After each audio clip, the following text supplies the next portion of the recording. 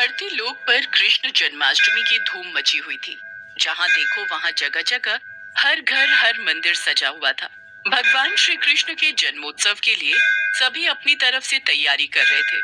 ये नजारा गोलोक में विराजे श्री भगवान कृष्ण और राधा मैया देखकर अति प्रसन्न हो रहे थे।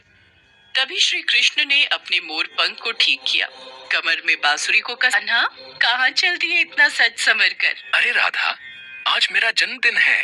धरतीवासी मेरे जन्म उत्सव को इतनी धूमधाम से मनाते हैं। मन में विचार आ रहा है, आज अपने भक्तों की परीक्षा ली जाए। तुम्हारे साथ चलूंगी। तुम्हारे बिना तो मैं अधूरा हूँ राधे। भला तुम्हारे बिना मैं कैसे जा सकता हूँ? चलो, अब तुम भी तैयार। तभी कृष्ण के सारे सखा वहाँ। आज तो खीर पूरी पकवान मिलेंगे, हम भी तुम्हारे साथ चलेंगे। अब तो तुम सबको भी ले जाना ही पड़ेगा। ठीक है, चलो तुम सब भी मेरे जन्मोत्सव का आनंद लेने चलो। राधा कृष्ण और सभी सखा छोटे छोटे बच्चों के रूप में आ जाते हैं और धरती के गांव में पहुंचते हैं। वहां पर सब जगह जन्माष्टमी की धूम थी। कन्हैया, मुझे तो बहुत जोरों की भूख लगी है, चलो न कहीं चलकर कुछ खाते हैं। हाँ, राधा बिल्कुल ठीक कह रही है, चलो ना। मन तो मेरा भी हो रहा है। चलो, वो सामने उस घर में चलते हैं। वहाँ लग रहा है बढ़िया बढ़िया जन्माष्टमी की सजावट हो रही है। मेरे जन्मदिन की खुशियाँ मनाई जा रही हैं। चलो सब चलते हैं। अरे अरे अरे, ये तुम सब कहाँ चले आ रहे हो? चलो हटो, बाहर जाओ। पता नहीं कहाँ कहाँ से आ जाते हैं।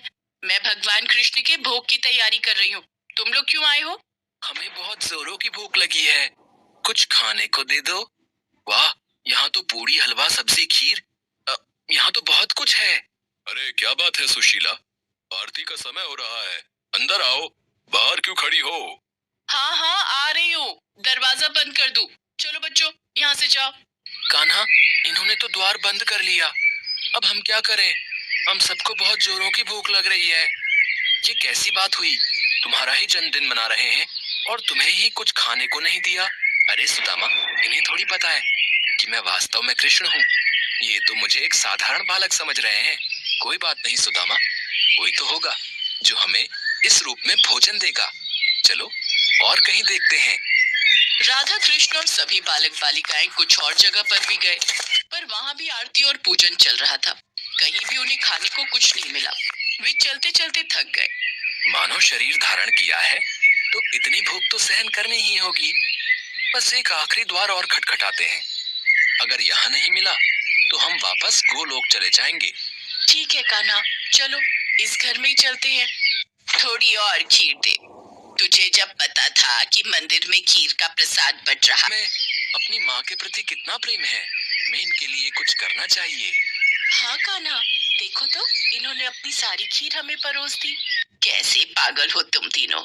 बताओ, अपने हिस्से की खीर इन बच्चों में बांट रहे हो। इतनी मुश्किल से तो ये थोड़ा प्रसाद मिला था। अब तुम दोनों बच्चे कान खोलकर सुन लो, मैं अपनी खीर में से एक भी निवाला नहीं दूंगी। ये लो बच्चों। तो हमारा चींटी जैसा पेट भी नहीं भरेगा। एक काम करो, थोड़ी और खीर ले आओ। दादी, थोड़ी सी अपने में से दे दो ना। आज वैसे भी भगवान कृष्ण का जन्मदिन है, हमने भी तो नहीं खाई ना। हमने भी इनको दे दी। अब क्या करूं, तुम लोग इतना जोर दे रहे हो तो ये लो, थोड़ी सी मेरे में से भी दे दो। सावित्री, ये ले, थोड़ी मेरे से भी ले ले, फिर बोलेगी मैं अकेले अकेले खा गया। सावित्री के परिवार के लोगों की ऐसी सोच देखकर राधा कृष्ण मन ही मन बात करने लगे। इन सबको, अगर हम ये सारी खीर खा जाएंगे तो ये लोग क्या खाएंगे? चिंता मत करो राधे, इस परिवार के सदस्य भूखे नहीं रहेंगे। हमने यहाँ खीर खाई है और मेरे जन्मदिन के उत्सव पर ये खीर ना खाएं, ऐसा हो ही नहीं सकता। बताओ, ये देख, मजाक उड़ा रहे हैं बच्चे। और देखिए, अरे जब तुम्हें दे दी सारी खाने के लिए तो हम क्या खाएंगे, खाली बर्तन? दादी, आज कान्हा का जन्मदिन है।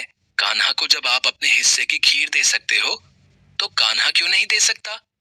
अभी रुको, मैं आपको ढेर सारी खीर देता हूँ, फिर आप भी खाओ और पड़ोसियों को भी खिलाओ। माँ जाओ, घर में जितने भी बर्तन हैं वो सब।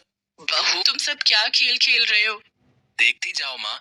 आओ बच्चों, तुम भी देखो। फिर क्या था, सावित्री बर्तन रखती जाती और कृष्ण जी उसमें खीर भरते जाते भरते जाते। देखते ही देखते सारे बर्तन खीर आग धन्य हो गए। ये तो साक्षात कान्हा पधारे हैं। हाँ हाँ, माखन चोर नंद किशोर हमारे द्वार आए हैं, खीर से हमारे पात्र भर दिए। हे कृष्ण मुरारी, अपना रूप दिखाओ। हे राधा मैया, अपना रूप दिखाओ, हमें दर्शन दो। सबकी प्रार्थना सुनकर राधा कृष्ण अपने रूप में आते हैं। उनके साथ साथ सुदामा और सभी सखा भी अपने रूप में आ जाते हैं। इतना सुंदर दृश्य देखकर सावित्री और उसके परिवार में सबकी आंखों में आंसू आ जाते हैं।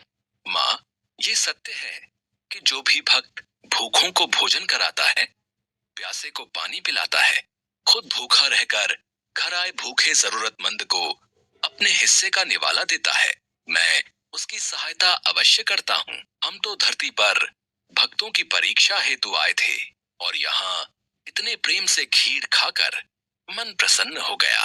कान्हा, आज जन्माष्टमी का पावन अवसर है और इन सब ने हमारी बहुत सेवा की है, तो इन्हें उस सेवा का फल हमें जरूर। फिर जहाँ जहाँ राधा कृष्ण ने हाथों को आशीर्वाद स्वरूप घुमाया, उस जगह धन के भंडार भर गए। सावित्री की छोटी सी टूटी फूटी बदल गई। उनके जीवन में सारे सुख वैभव आ गए। गरीबी और दरिद्रता दूर हो गई। सावित्री के परिवार में खुशी